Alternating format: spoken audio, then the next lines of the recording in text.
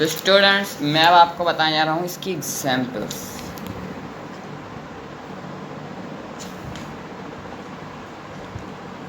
Statement मैं आपको समझाता हूँ, फिर उसके बाद आपको एग्जाम्पल्स बताता हूँ।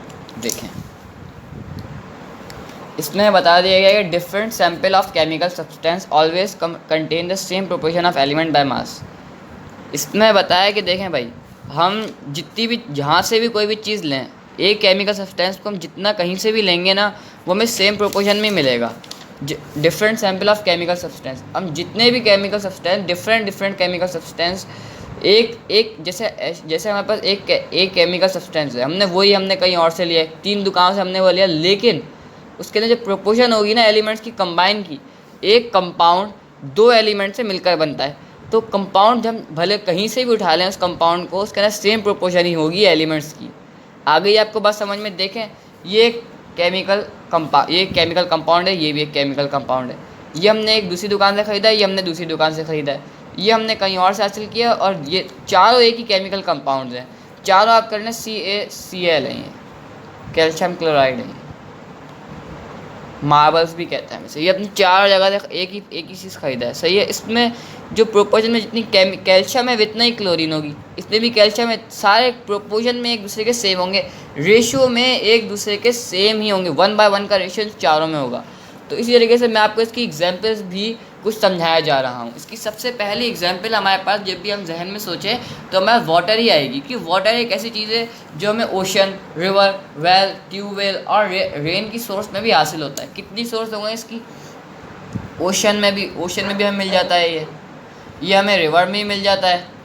हम इसको देखें तो हमें वेल्स में मिल जाएगा, ये ट्यूबवेल में ही मिल जाएगा, ये हमारे पास रेन की सूरत में भी हमें हासिल हो सकता है। ये 4-5 चीज़ें हैं जिनमें हमें ये हासिल होता है, लेकिन 4-5 तरीक़ों से, अलग अलग तरीक़ों से हमें वाटर हासिल हो रहा है, लेकिन इन चारों तरीक़ों में जो हमें वाटर हासिल होगा उनका प्रोपोर्शन सेम ही होगा। हाइड्रोजन हमारे पास 2 होगा और ऑक्सीजन 1 होगा। आइए आपको बात समझ में, ओशन का भी यही रेशियो होगा, ओशन से ऑब्टेन हुआ वाटर का भी, रिवर से ऑब्टेन हुए भी वाटर का यही रेशियो होगा, वेल से ऑब्टेन हुए भी वाटर का यही रेशियो होगा, ट्यूबवेल से ऑब्टेन हुए भी वाटर का यही रेशियो होगा, और रेन से ऑब्टेन हुए भी वाटर का यही रेशियो होगा। हाँ, और इसके अंदर अगर हम इसका ये देखें एटॉमिक मास, तो एटॉमिक मास भी इसका एटॉमिक नंबर, तो इसका एटॉमिक नंबर भी सेम होगा, 1 और 8 के रेशियो में होगा इसका एटॉमिक नंबर। एटॉमिक मास भी इसका ऐसे ही होगा, एटॉमिक मास भी इसी रेशियो में होगा। सबका सेम प्रॉपर्टीज़ होंगी। हम कहीं से भी वाटर को ऑब्टेन करेंगे, हमारे पास जित प्रॉपर्टीज़ आएंगी वो सेम ही आएंगी। तो ये होता है हमारे पास लॉ ऑफ कांस्टेंट कंपोजिशन। मैंने आपको इसमें थोड़ा कम बताया है क्योंकि ये जो है इम्पॉर्टेंट तो है, लेकिन इसका ये शॉर्ट में आता है। अगर आप इतना लिख देंगे तो ये आपको 5 मार्क्स दिला सकता है, बेहतरीन होगा ये आपके लिए। और ये आपके लिए एक पॉइंट स्कोरिंग आपके पास होता है अगर ये पेपर में आता है तो, क्योंकि ये बहुत आसान है। इसमें बस इतनी सी चीज़ बताई गई है कि हम एक चीज़ को कहीं से भी ऑब्टेन कर लें, उसका प्रोपोर्शन सेम ही रहेगा, सेम प्रोपोर्शन में मिलेगा, रेशियो उसका सेम ही होगा। हम उसे कहीं से भी ऑब्टेन करेंगे वो सेम ही रेशियो में हमें मिलेगा। इतनी सी बात है जिससे 3 लाइनों में समझा दी गई है। इसका हमारे पास जे बर्ज़ेलियस जो एक स्वीडिश केमिस्ट है, उसका भी एक हमारे पास आता है। अगर मैं आपको उसको बताना चाहता हूँ, उसको मैं आपको लिख के नहीं ऐसे समझा रहा हूँ, ज़ुबानी आप समझ लीजिए। देखें, उसने 10 ग्राम लीड लिया, सही है, और 10 ग्राम लीड को उसने 5.6 उसने सल्फ़र लिया और दोनों को कंबाइन कर दिया, तो उसने देखा कि 11.56 लीड सल्फ़र से ऑब्टेन हो गया था, सही है। उसने ये एक एक्सपेरिमेंट कंप्लीट करने के बाद उसने दोबारा एक एक्सपेरिमेंट परफॉर्म किया। उसने 18 ग्राम ऑफ लीड लिया और 1.56 ग्राम ऑफ सल्फर लिया, तो उसने देखा कि इसको जो ऑब्टेंड हुआ है वो 11.56 ग्राम ऑफ लीड सल्फाइड हुआ है और 8 ग्राम ऑफ लीड अलग हो गया है। समझ में आया आपको? देखें भाई, जो प्रोपोर्शन होती है केमिकल की उसी प्रोपोर्शन में उसे मिल गया है। बाकी जो जायद उसने ऐड किया था उसको अलग हो गया, वो 8 ग्राम ऑफ लीड सल्फाइड 2 चीज़ों से ही बनता है। उसमें जितना रेशियो होता है 11.656 का ही ग्राम से होना चाहिए, तो जितने से वो बन सकता था उस लीड सल्फाइड बन गया और 8 ग्राम ऑफ लीड अलग हो गया। समझ में आपको बात? अगर आपको अभी भी समझ नहीं है, चलो मैं आपको लिख के थोड़ा समझाता हूँ एक्सप्लेनेशन के तौर पर। ये उसने एक लीड लिया, समझ लें, सही है। कितना लिया? 10 ग्राम ऑफ लीड ले लिया, प्लस उसने 1.56 ग्राम ऑफ सल्फ़र भी ले लिया। चलें,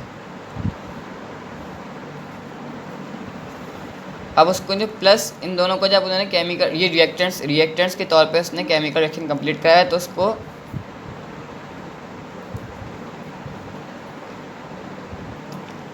11.56 ग्राम ऑफ लीड सल्फाइड उससे हासिल हो गया। क्या?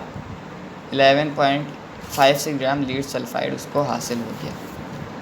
इसी तरीके से उसने जब इस केमिकल रिएक्शन के बाद उसने एक और केमिकल रिएक्शन अप्लाइड किया, उसमें 18 ग्राम ऑफ लीड लिया, 18 ग्राम ऑफ लीड लिया और 1.56 ग्राम ऑफ सल्फर लिया। तो उसने देखा कि हमारे पास 11.56 ग्राम ऑफ लीड सल्फाइड हासिल हुआ था, 11.56 ग्राम ऑफ लीड सल्फाइड हासिल हो गया। अब बाकी जो 8 ग्राम ऑफ लीड था वो अलग ही हो गया, जो 8 ग्राम ऑफ लीड था वो अलग ही हो गया, 8 ग्राम ऑफ लीड, क्योंकि जितना उसकी प्रोपोर्शन थी उसके मुताबिक लीड सल्फाइड पैदा हो गया। इसके अलावा यही हमारे पास लॉ ऑफ कांस्टेंट कंपोजिशन है।